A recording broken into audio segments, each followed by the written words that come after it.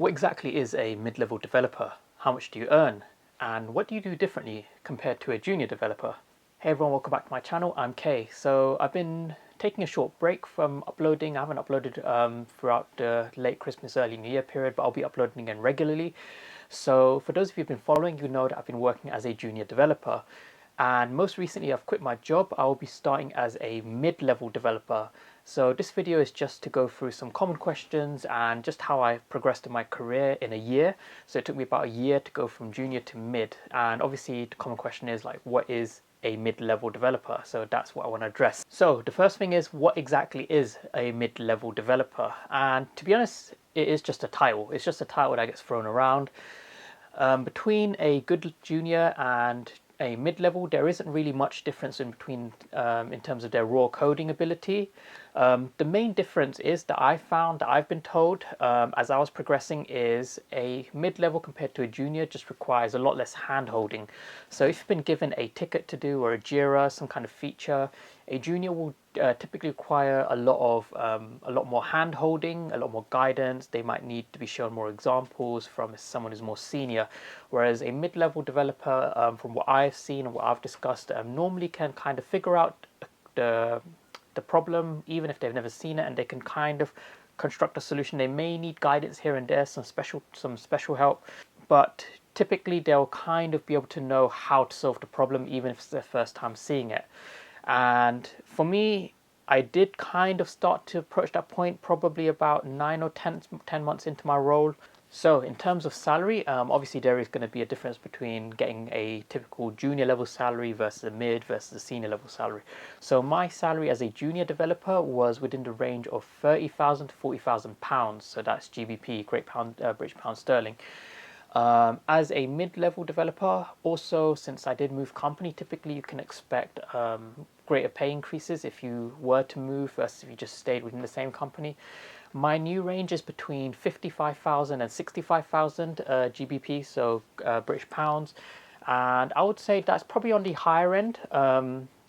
Most people that I've spoken to that have gone from junior to mid who are working at mid-level, they typically don't go up at that much, so that is something to take into consideration as well. However, like I've always said, do negotiate your salary. I had this expectation of what I was expecting to get right from the moment when I applied for the role.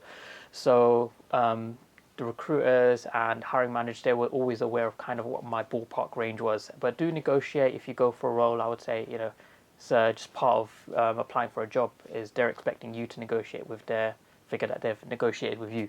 Now, in terms of when you are working together as a team, I would say there is definitely a different expectation of you as a mid-level developer compared to a junior. A junior is kind of someone who, well, when I was a junior, I wouldn't be expected to know much about the system design or contribute much towards that. But for someone who's mid, you are expected to kind of be a bit more involved in the design of an application. You do still have that kind of learning curve. When I had to apply for this job and I did an interview, I was required to do some system designs at the interview stage, and it was my first time actually doing a system design interview where I had to design Deliveroo.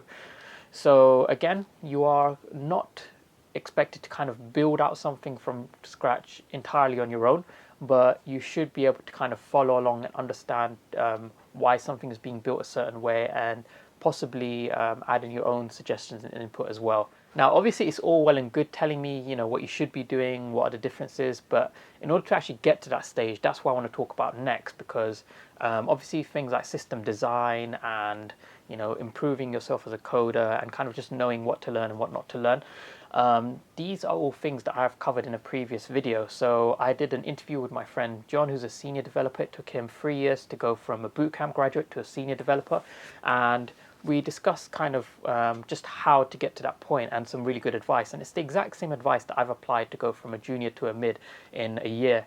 So the first thing that I want to go through is just keep reading and stay curious. And this again is similar to what we discussed previously. So to be following Medium articles, reading blogs by developers in Google, Netflix, these kind of companies, and just see how they have created solutions to, you know, problems that they've had, and just think about how you can apply those solutions to problems that you have. And again, if you're just doing that consistently, like one article a day, a couple of articles a week, then over time all of that knowledge will accumulate, and then you should be in a much better position to contributing towards things like system design in the future. Now, secondly, is to just keep practicing questions, algorithm questions, for example. I did do an entire series over Christmas, an entire playlist where I was practicing algorithm questions, and that practice did actually help me land this current position that I'm in. So do check those videos out. But you know, things like LeetCode, HackerRank, Code Wars, all of that stuff, just try and do maybe like one a day, one every other day, just to keep your coding skills sharp. And again, some people, you know, you can do these at any stage really. Even if you're still in university, it's just really good to get into the habit of practicing these algorithm questions, because all they really require is pretty much just raw coding knowledge. They don't really require too much, you know, adhering to all of these clean code concepts and understanding system design, you know, concurrency problems. Typically, it's just, you know, you look at a problem, try and code an efficient solution to it. Fairly simple.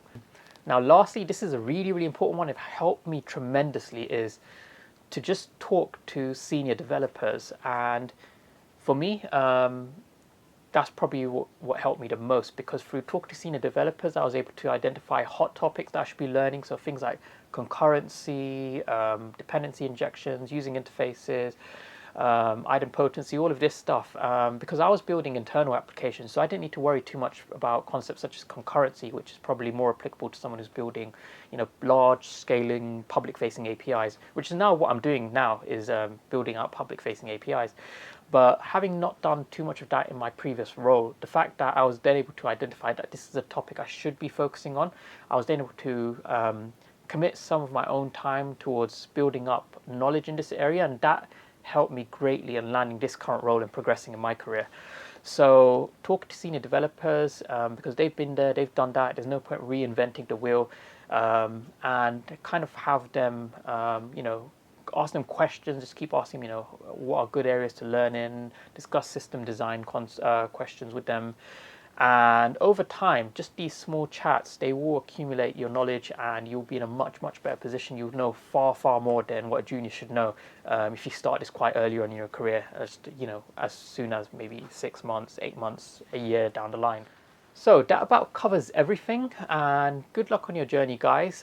Please do shoot me any questions that you have. Leave those in the comment sections below. Please do like and subscribe to support my content, and good luck. I'll see you guys in the next video. See ya.